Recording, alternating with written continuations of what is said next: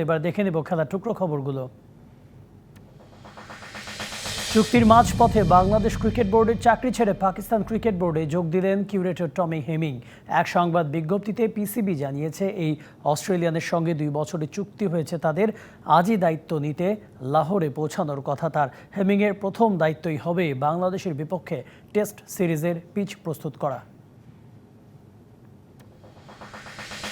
Copa America ফাইনালের আগে Colombia ফ্যানদের হট্টগোলের কারণে বেশ দেরিতেই শুরু হয়েছিল খেলা।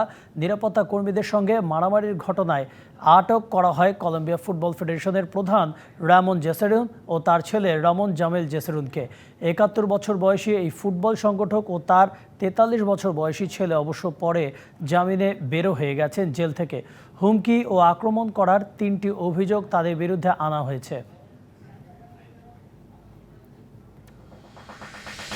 স্পেনের কাছে ইউরোপিয়ান চ্যাম্পিয়নশিপের ফাইনাল হারায় নিজেই চাকরি ছেড়েছেন ইংল্যান্ডের কোচ গ্যারেথ সাউথগেট।